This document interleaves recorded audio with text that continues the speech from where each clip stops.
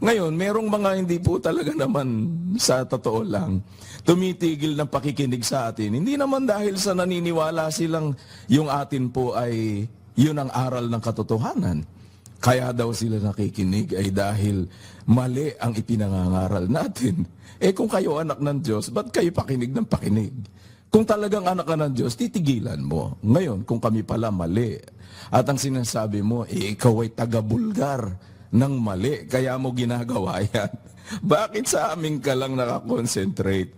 Lahat ba ng ibang nangangaral bukod sa amin, ibig sabihin, tama, katotohanan, tunay na aral ang kanilang ipinangangaral, kaya sila wala kang pakialam. Hindi ganun eh. Eh lumalabas, nakikita ano talaga intensyon ninyo.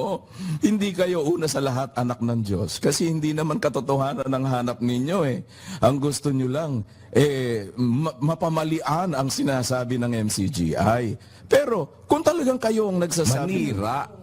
Yun lang ang gusto, kapatid na Rodel, kapatid na Joseph, manira. Opo. Kapag sinasabi sa akin, hindi, pakinggan nyo pa ba? Hindi ako nakikinig sa mga yan. Totoo. Bakit? Para po alam natin kung ano ang sinasabi. Ba't ako? Pabayaan mo yung mga abogado makinig sa kanila. Ayan. Dapat pakinggan mo kasing lahat Dahil ibig mo sabihin, tama ngayon lahat yung iba. Kami lang ang bubukod tangi. Ganun, kapatid na Rodel. Kaya alam mo na ang motibo. Di ba? Hindi nyo ba pinakinggan? Ay, hindi. Bayaan mo mga abogado makinig sa kanila. Ba't ako makikinig sa kanila? Diba? Bibisitin ko sarili ko para ko kayo pakinggan. Diba? Ganun lang naman yun. Alam mo kapatid na Rodel, ganyan lang. Kayo mabwisit, ba't ako? Diba? Bakit kasi kayo nakikinig sa amin, sa aral pala na nagliligaw lang, pero hindi ka tumitigil, hindi ka rin sumusunod doon sa aral ng Diyos. O ngayon, on our part, o kayo mga kapatid na sumasampalataya, kung tayo sumasampalataya, tumigil tayo ng pakikinig doon sa mga aral na nagliligaw lang. Hindi naman huy ka-aral di lalo na. Paninirahan lang pala, di lalo mo nang tigilan. Diba? Kung yung aral na nga na nagliligaw lang, hindi mo dapat nang patigilan mo na ng pakikinig. But di lalo na pagka hindi pa aral, titigilan mo na. Pag nagdaan sa feed mo, i-block mo na agad. Hindi ka, pinipigil. Talaga, hindi ba? Dahil kung ikaw ay sumasampalataya, dumaan sa, papagkakitaan ka pa niyan, kapatid na Rodel. Opo. Bakit? Content, alam mo yung mga nag-aaway-aaway sa di ba, kino-content nila yan minsan gawa-gawa lang nila yung away-away nila para maraming manood, tapos maraming makikisawsaw naman, yung mga, habang may nakikisawsaw, kumikita yung mga yun. Diba? Habang may nagko-comment, kumikita yung mga yun. Ipagbablock mo yung mga yan. Hindi ka naging kasangkapan para pakitain mo pa yung mga walang hiya. Diba ganun, kapatid na Rodel? May magtatala-talata dyan yung paglaban mo ang yung usap at huwag mong ihahayag ang lihim ng iba. Huwag niyo akong tatalatain dahil mas marami akong alam na talata sa inyo. Kaya huwag kayong magmarunong. Huwag kayong magtatala-talata na ipaglaban mo ang iyong usap. Huwag ihahayag ang liim ng iba. Kailangang maihayag. Bakit? Ako ang ginawa nila. Anong grounds nyo para ipablock ninyo ako sa kapatiran? Ayan, lumitaw. Na ang nagpapablock sa akin si Brad Daniel. Kaya kung mahal ninyo ang inyong mga kaluluwa, mga KNP, ewan ko lang merong mga KMP pumanig na kay Satanas.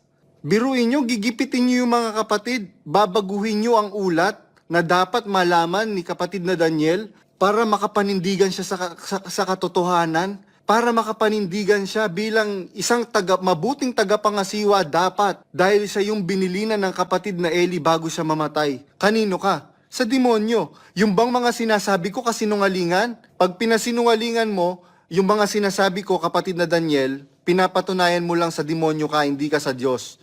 Binigo mo si kapatid na Eli sa kanyang tiwala na mapapangalagaan mo ang kapatiran na kanyang napagkamatayan. Parang kami na mga sumuporta kay BBM, binigo kami ni Bongbong Marcos.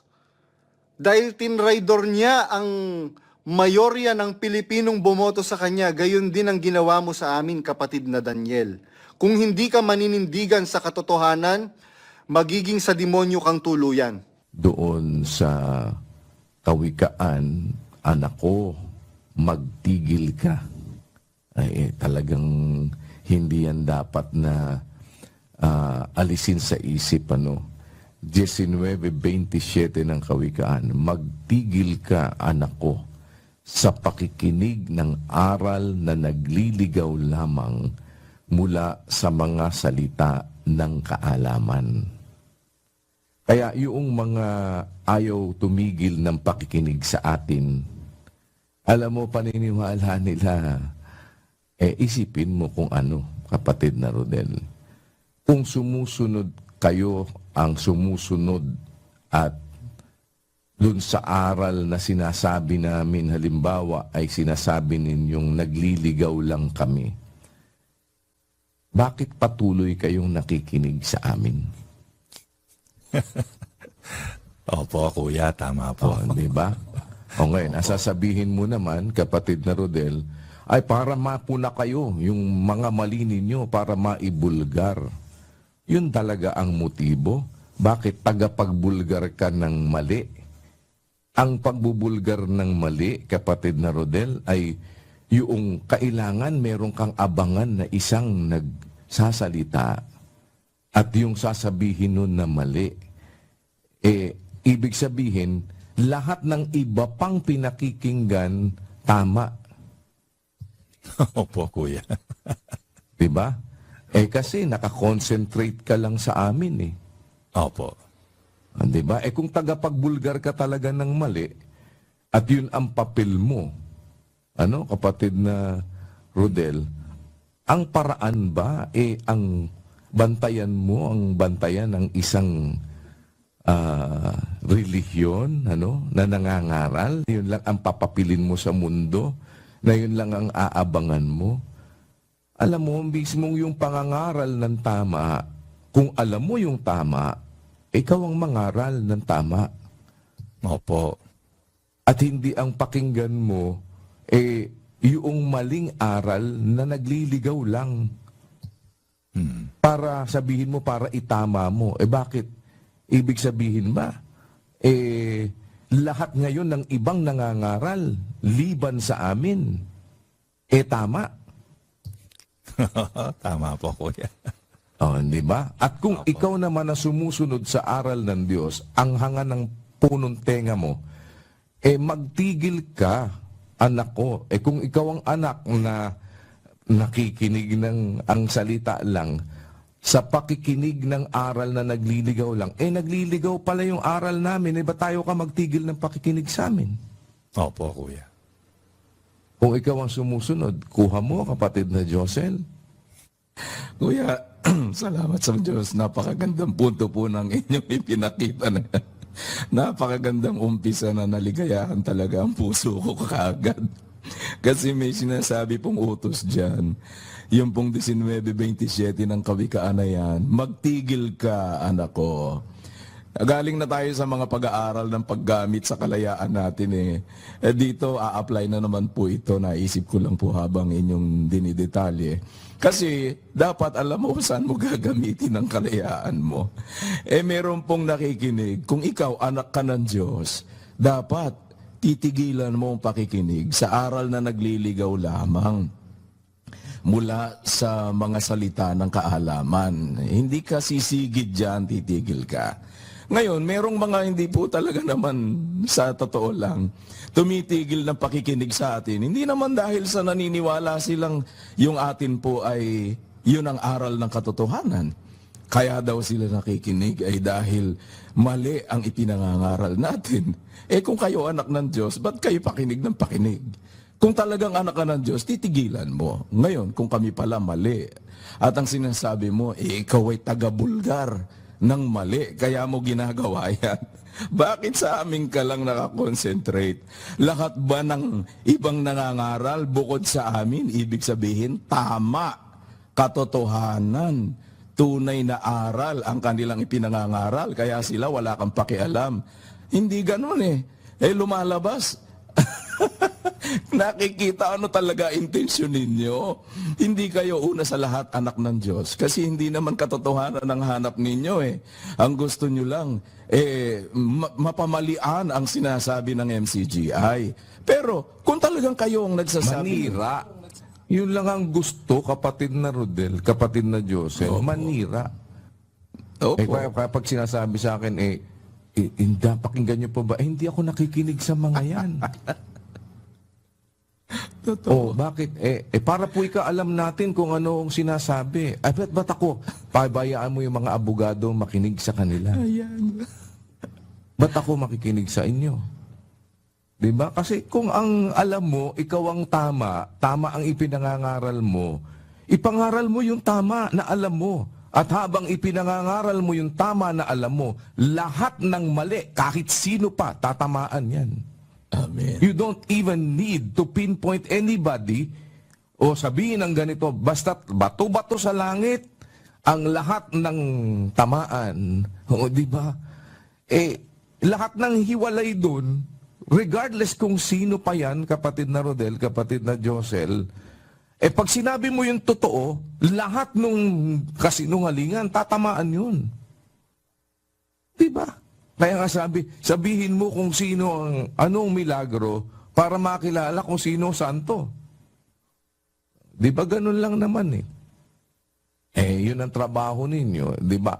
Ang sa Diyos nakikinig ng mga salita ng Diyos. Sabi sa 8:47 ng Juan, dahil dito hindi ninyo dinirinig sapagkat kayo'y hindi sa Diyos. O ngayon sabihin mo naman, dinirinig nga namin eh. Kaya kami sa Diyos. Di kayo na bahalang umamin kung ano, di ba? O ngayon, sa mga kapatid naman, nabuisit po ikaw. Kita mo na, nabuisit ka lang. Sabi ko nga sa kapatid nadinig ko po ikaw, minumura kayo eh. Talagang ganun. Sino naman tayo? Ano? Grabe po ikaw, kung makapagmura, tuloy na mo. Tiga mo, di na, sabi ko nga kapatid, tignan po ninyo. No? Di, pati kayo nahahata kayo sa hindi maganda. Di pabayaan ninyo yan. Bukas makalawa, meron din pong repercussion ang bawat gawa ng tao. Diba? Sa kanila. Babalik naman yan sa kanila. Dadalhin ng Diyos ang bawat gawa sa kahatulan. At kahit naman ngayon, may gawa na nadadala sa kahatulan kapatid na Rodel. Tignan mo yung mga nakukulong, yung mga nakukulong Opo. Di ba bumabalik na sa kanila yung mga ginagawa nila Pero hindi naman lahat ng nakukulong, ganun. Bagaman at kapatid na Rodel, sa huli, isang bagay, dadalhin ng Diyos ang bawat gawa sa kahatulan. Pati ng bawat kubling bagay, maging ito'y mabuti o maging ito'y masama. Kaya, ganun lang. Kahit na minamalat si kapatid na Joseph. Hindi ba? Hindi ka uma-absent ng pakikinig sa amin, pero kami ang mali, kami ang masama, kami ang nagliligaw. Paanong ikaw ang tama? Kung tama ka, ikaw ang susunod sa aral. Kung sumusunod ka sa aral, aral sa Biblia yon. Anak ko, magtigil ka sa pakikinig ng aral na nagliligaw lamang mula sa mga salita ng kaalaman. Nagliligaw lang pala kami. Ba't hindi ka natigil ng pakikinig sa amin? O hindi ba? At kung minsan nakikikain ka pa dyan, sa kapalang ng mukha mo, di ba sabi ng kapatid na dinig ko, biruin mo ika, nakikikain pa ika. Ganun po talaga. On our part, ang atin, sa tulong at awa ng Diyos, we stick doon sa katwiran at doon sa aral, kapatid na Rodel. Dahil pagka sinabi mo yung sinasabi ng kasulatan, na sabi nga ng sulat ni Juan, ang salita mo'y katotohanan. Diba? Pakabanalin mo sila sa katotohanan, ang salita mo'y katotohanan. Yung salita ng Diyos na nagpapabanal, andyan yan eh. Yun ang salitain mo yung katotohanan. For sure, kukontra yan sa kasinungalingan. Kahit na sino pa ang nagsasabi ng kasinungalingan, tatamaan ng salita ng Diyos na katotohanan. Kaya yung namamali naman, mababanal kung nakikinig naman, ano? At tumutupad. Kaya mahalaga yung pakikinig eh. Diba na sinasabi nga, hindi naman ang tagapakinig ng kautusan ang aariing ganap. Kung hindi ang sabi ni Pablo sa mga taga-Roma at sa mga sabi rin ni Santiago, hindi ang mga tagapakinig ng kautusan ang siyang mga ganap sa harapan ng Diyos. Kundi ang nangagsisitalima sa kautusan ay aariing mga ganap. Kaya aasahan mo din naman, di naman lahat ng nakikinig sa kautusan tumatalima, kapatid na Rodel. Kasama na nga doon yung nakikinig sa kautusan na ang hanap puntusan yung kautusan. Di ba? May ganun eh. Oo. Na ang hinahanap papaanong sisiraan yung kautusan. Di ba? Hindi naman yung sinisiraan namin Sirai ka talaga yung aral niyo. Sira pala ang aral namin. Nagliligaw pala. Ba't ayaw kang tumigil ng pakikinig? Para ika maitama namin. Para ika maibulgar namin ang inyong mga... Para maibulgar. Di tagapagbulgar. Yun ba ang papel mo? Tagapagbulgar ka ng mali. So lahat ng mga ibang hindi mo ngayon pinakikinggan, dapat pakinggan mo kasing lahat. Dahil ibig mo sabihin, tama ngayon lahat yung iba. Kami lang ang bubukod tangi. Ganun, kapatid na Rodel. Kaya alam mo na ang motibo. Di ba? Hindi nyo ba ikaw pinakikinggan? Ay, hindi. Bayaan mo mga abogado makinig sa kanila. Ba't ako makikinig sa kanila? Di ba? Bibisitin ko sarili ko para ko kayo pakinggan. Di ba? Ganun lang naman yun. Alam mo, kapatid na Rodel, ganyan lang. Kayo mabwisit, ba't ako? Di ba? Bakit kasi kayo nakikinig sa amin sa aral pala na nagliligaw lang pero hindi ka tumitigil, hindi ka rin sumusunod doon sa aral ng Diyos. O ngayon, on our part, o kayo mga kapatid na sumasampalataya, kung tayo sumasampalataya, tumigil tayo ng pakikinig doon sa mga aral na nagliligaw lang. Hindi naman huy ka aral di lalo na. Paninirahan lang pala, di lalo mo nang tigilan. Diba? Kung yung aral na nga na nagliligaw lang, hindi mo dapat nang patigilan mo na ng pakikinig. But lalo na pagka hindi pa aral, titigilan mo na. Pag nagdaan sa feed mo, i-block mo na agad. Hindi ka, pinipigil. Talaga, hindi ba? Dahil kung ikaw ay sumasampalataya, dumaan sa, papagkakitaan ka pa niyan, kapatid na Rodel. Opo. Bakit? Content, alam mo yung mga nag-aaway-aaway sa di ba kino-content nila yan minsan gawa-gawa lang nila yung away-away nila para maraming manood, tapos maraming makikisawsaw naman, yung mga, habang may nakikisawsaw, kumikita yung mga yun. Di ba? Habang may nagko-comment, kumikita yung mga yun. Ipagbablock mo yung mga yan. Hindi ka naging kasangkapan para pakitain mo pa yung mga walang niya.